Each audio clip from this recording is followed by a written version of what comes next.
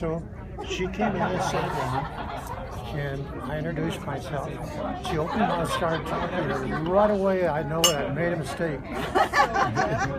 Anything went east of the Mississippi River was bad news to me. And yes, she was, right out of Long Island. Oh my God, what happened to me?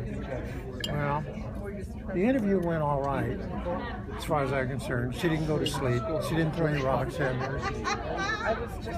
So, about 2 or 3 days later, she called up and says she could accept me as a boss.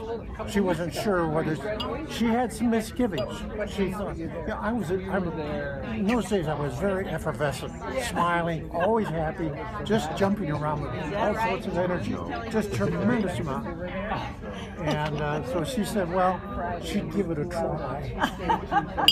And here you are. After about 3 weeks, she came in and says she could accept me for at least another 6 months and she'd give it a whirl.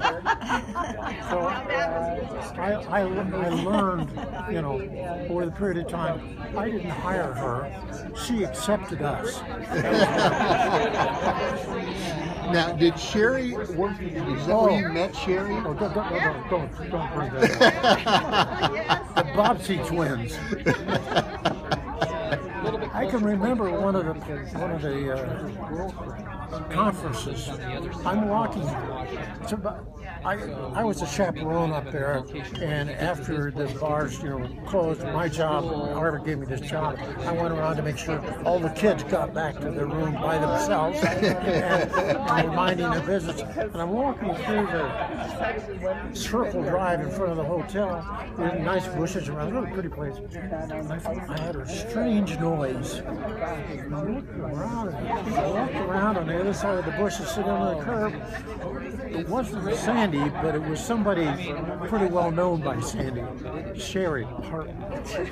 And I said, Sherry, she was pretty new at the time, too. And I said, don't you work for CHA? And she says, who are you? And I said, why don't we go in here and we'll see where your room is or something. So here I am walking into the hotel lobby at approximately 2 o'clock in the morning or something like that. I don't know what it was. And I had this pretty young lady by the hand, and everybody's looking at me. What's this old man doing with this attractive young lady? Yeah, Hartman was another case. Whatever happened to her? She's actually in Morgan Hill, California, outside of San Francisco. I was shocked. And she's retired. Her husband is still doing. She's trying to do everything she can so she can go back to. So, but I think now they're getting ready to sell their house in Morgan Hill. Sherry's got some real serious. She would have been a junior at the end of the business. She needs to be really by self-love, and she has some breathing issues. She's not going to go back on. So they're probably going to sell the house and move back down. 6 to 8 credits.